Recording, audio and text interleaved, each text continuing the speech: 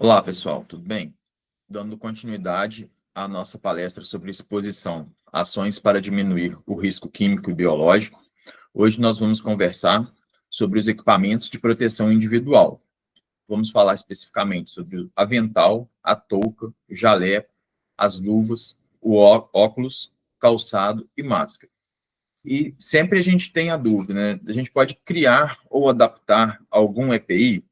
Então, a resposta para isso é não, porque todas as vezes que nós adaptamos ou alteramos qualquer equipamento de proteção individual, a gente não tem mais a garantia de que aquele equipamento vai ser eficaz contra o CA que ele apresentava, né, contra os riscos discriminados no CA, ou contra qualquer outra situação que nós gostaríamos de estar protegido.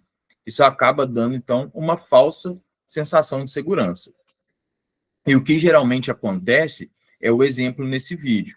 Se você não está bem paramentado para atender algum acidente, o ideal é que você não entre naquele ambiente, porque você vai acabar sendo uma outra vítima ou vai acabar aumentando o risco daquele acidente. Aqui nós temos um exemplo de uma fatalidade numa tentativa de resgate, em que apenas uma das pessoas estava devidamente paramentada.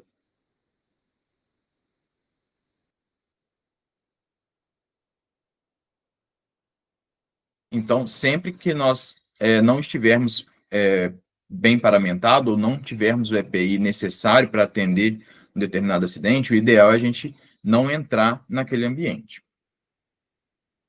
Bom, o destaque que a gente precisa de fazer, antes de começar a falar sobre os equipamentos de proteção individual, é que o equipamento de proteção individual não garante a proteção se o operador não estiver familiarizado com as técnicas corretas de uso. O primeiro equipamento de proteção individual que a gente vai conversar, e um dos mais utilizados nos laboratórios, é a luva. Isso sempre gera muitas dúvidas em qual luva eu devo utilizar. São as luvas nitrílicas, que são as melhores? Como que eu devo avaliar uma luva para saber se ela vai conseguir me proteger do risco do laboratório que eu estou trabalhando? Então, a luva, ela sempre vai ter um CA, que é um certificado de aprovação. E cada CA vai falar o que aquela luva é aprovada para. Então, por exemplo, o CA 42.979, ele é aprovado para a proteção das mãos do usuário contra agentes químicos, enxofre contendo compostos orgânicos, hidrocarbonetos saturados, bases inorgânicas, bases orgânicas, peróxidos, ácidos minerais inorgânicos e aldeídos. E quais são as restrições para essa luva? Não utilizar para procedimentos cirúrgicos e demais procedimentos hospitalares. Já a luva com CA 31.410, ela é aprovada para a proteção das mãos do usuário contra agentes biológicos. E as restrições? Não utilizar para procedimentos cirúrgicos. Arthur, mas o que acontece se eu utilizar uma luva com CA aprovado para proteção de agentes biológicos na manipulação de reagentes? Pode ser que o reagente consiga penetrar a luva e acabar entrando em contato com a sua mão, como o exemplo nessa situação, que a pessoa estava manipulando um corante e o corante conseguiu penetrar pela luva e entrou em contato com a mão do operador. Caso esse material seja carcinogênico, ele pode gerar danos àquele operador. Então, sempre nos atentarmos para qual CA a nossa luva é aprovada para. Uma outra dica útil, quando nós estivermos utilizando luvas, é fixar com uma fita crepe ou um durex o punho da luva ao punho do jaleco, porque isso evita a exposição dos nossos punhos e antebraço. E um outro hábito importante é a limpeza das mãos, tanto antes quanto após iniciar os experimentos. Aqui nós temos as etapas de como lavar as mãos corretamente, e é importante a gente lavar a mão antes dos experimentos, porque isso certifica que nós não estaremos levando nenhum contaminante para o nosso experimento, e após os experimentos, que nós não estaremos levando contaminantes do nosso material para fora do ambiente laboratorial. E aqui nós temos um exemplo de uma prática de microbiologia em que nós temos a coleta das bactérias da mão do usuário assim que ele chega ao laboratório. Depois a gente faz essa coleta após a asepsia com água e sabão. E no terceiro quadrante, a gente tem a coleta da mão após a asepsia com álcool iodado.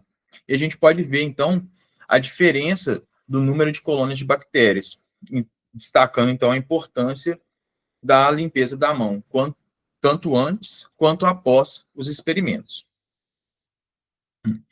E, visto isso, quando nós estivermos no laboratório, nós temos que tomar cuidado ao usar o celular, computador e, principalmente, ao abrir e fechar portas, quando nós estivermos com luva, porque a luva, a princípio, pode estar contaminada. E uma outra coisa importante que a gente precisa destacar é o uso de joias nos laboratórios. Aqui a gente tem um exemplo de uma pessoa que estava usando um anel e foi movimentar uma centrífuga refrigerada, e ao colocar a centrífuga refrigerada na bancada, o anel amassou no dedo dela e cortou a circulação. Aqui é um vídeo dela tentando, depois do experimento desse acidente, né, dobrar o dedo, e não estava conseguindo. Então, sempre que vocês forem fazer algum experimento, retirar todas as joias e deixar em um local guardado para não correr o risco de algum acidente como esse. Um outro equipamento de proteção individual importante são os óculos de segurança. Então, eles são confeccionados com lente em policarbonato e proporcionam a proteção contra objetos que possam ir de encontro aos olhos, impacto de fragmentos sólidos, poeiras e líquidos, e também luminosidade excessiva, de acordo com o CA. E sempre que houver uma situação de periculosidade à saúde dos olhos, o óculos de segurança deve ser empregado.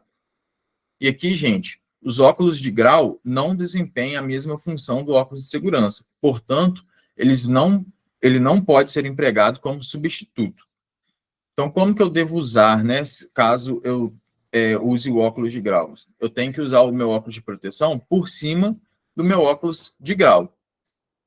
E aqui nós temos um relato de um acidente em que o pesquisador estava manipulando um material explosivo e esse material explodiu durante a manipulação, ele não estava com óculos de proteção e ele sofreu lesões oculares, né? Para quem tiver interesse, aqui está um QR Code que vai direcionar a esse relato de caso.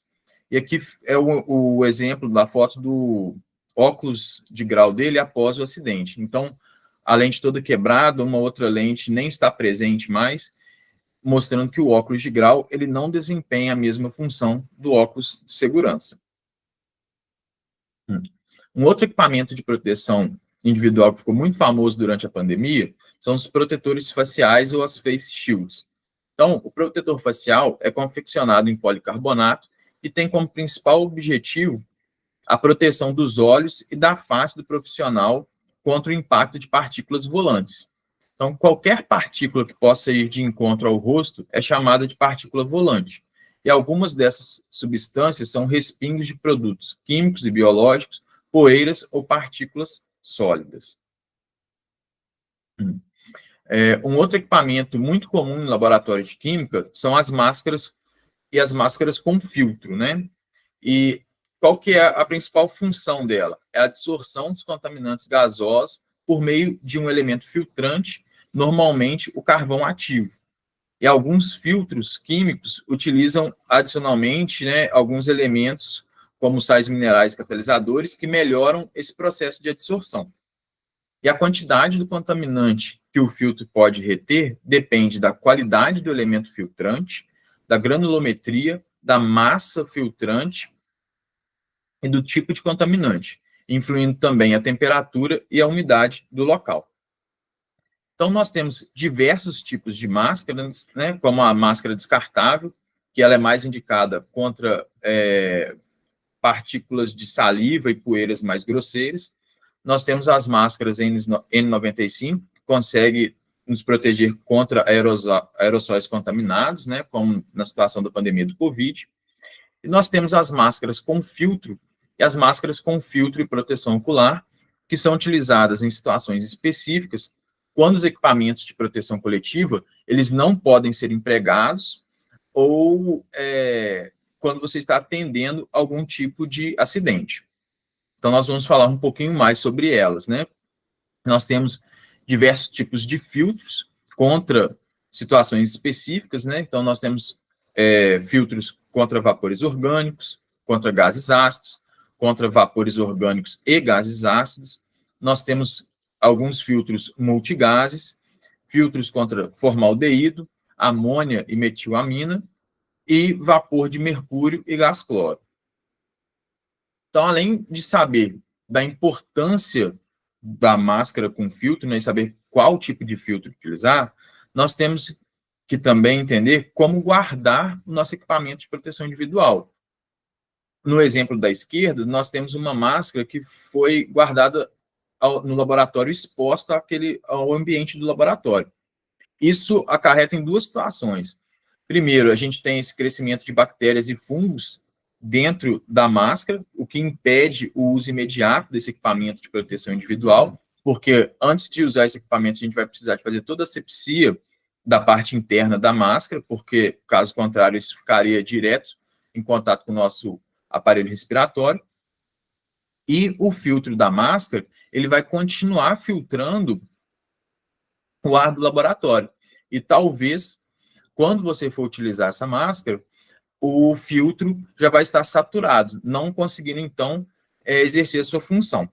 A forma correta de guardar a máscara, então, são em potes fechados que evitam, né, ou diminuem muito a troca gasosa. Dessa forma, a máscara vai continuar limpa e podendo ser usada imediatamente. Outra EPI muito comum nos laboratórios, eu acho que o mais utilizado é o jaleco. E a gente também tem grandes dúvidas com relação a qual jaleco utilizar. Porque os principais materiais para a confecção de jaleco são o algodão e o poliéster. E eles são indicados para situações específicas, né? A principal diferença do tecido vai ser, primeiro, o algodão vai ser um tecido mais fresco, né? E o poliéster, muitas das vezes, vai ser um tecido que dificulta a troca do suor, né? E vai ser um tecido mais quente. Então, qual seria a recomendação para o jaleco de algodão? Ele é recomendado para trabalhos com produtos químicos, entretanto, ele é pouco resistente a ácido, apresentando uma menor durabilidade, uma vez que ele pode degradar com a exposição.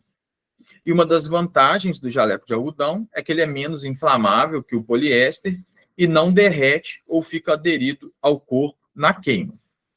Já os jalecos de poliéster, eles são mais impermeáveis a fluidos e respingos, e sendo recomendado para trabalhos com agentes biológicos, uma vez que, nesse tipo de trabalho, nós geralmente trabalhamos com soluções aquosas. E uma das desvantagens é que eles pegam fogo rapidamente, e nesse caso, o tecido derrete e fica aderido ao corpo. Aqui nós temos um exemplo de um jaleco de algodão, de uma pessoa que trabalha manipulando ácido, e ele fica todo degradado, aparecendo esses furos devido à ação do ácido no algodão. Um outro EPI importante é a touca. Então, o uso de gorros ou toucas descartáveis proporciona uma barreira efetiva para o profissional contra gotículas ou aerossóis. O gorro ou a touca também protege o ambiente laboratorial, evitando a queda de fios de cabelo sobre a superfície de trabalho. O EPI são os calçados, né? A função é proteger os pés do contato com material biológico, químico e evitar a exposição a acidentes e objetos que possam cair e atingir os pés. Os calçados indicados para ambientes laboratoriais devem ser fechados e, de preferência, impermeável. Aqui nós temos um exemplo de um acidente devido ao uso de um calçado aberto, né? Aqui na imagem vocês podem perceber que o acabamento da pia, que está todo quebrado em cima da pia, ele descolou da pia e caiu em cima do pé do operador. Então, sempre que vocês estiverem no laboratório, dê preferência a sapatos fechados e impermeáveis. Um outro EPI importante é o avental. Então, o avental ou capote, confeccionado em polipropileno, é indicado para a proteção de troncos e membros superiores de contaminação por líquidos ou micro-organismos. Além de proteger os profissionais de entrar em contato com substâncias materiais ou fluidos corporais contaminados, o avental evita a propagação da contaminação para outros ambientes. Um outro EPI importante é o PROPÉ. PROPÉ, confeccionado em polipropileno, é uma barreira física que ajuda a evitar a contaminação de áreas críticas por micro-organismos prejudiciais provenientes dos calçados. E além de proteger os profissionais de entrar em contato com substâncias, materiais ou fluidos corporais contaminados, o PROPÉ evita a propagação da contaminação para outros ambientes. E aqui, a gente precisa de entender quais são os tipos de comunicação de perigo e, segundo esses pictogramas de perigo, quais EPIs seriam ideais para nós nos protegermos. Então, quando nós estivermos trabalhando com substâncias corrosivas ou oxidantes, o ideal é que nós tenhamos à disposição uma capela e, como equipamento de proteção coletiva, e jaleco, luva e óculos de segurança como equipamentos de proteção individual. Já em situações que nós estivermos trabalhando com substâncias tóxicas, irritantes e carcinogênicas, como equipamento de proteção coletiva, a gente pode ter uma capela e equipamento de proteção individual, o protetor facial, a luva, o jaleco e os óculos de segurança. E no caso do trabalho com materiais biológicos, o ideal é que nós tenhamos uma cabine de biossegurança e jaleco, avental, PROPÉ, luva, uma ou duas, dependendo da situação, uma touca e uma face shield. Aqui eu trago um estudo de caso de uma pessoa, de um vídeo publicado nas redes sociais, que a pessoa estava realizando uma coloração de lâmina, utilizando como equipamento de proteção o jaleco, a máscara e a touca. E aqui nós temos o vídeo em que todo o frasco de corante estourou na bancada de trabalho.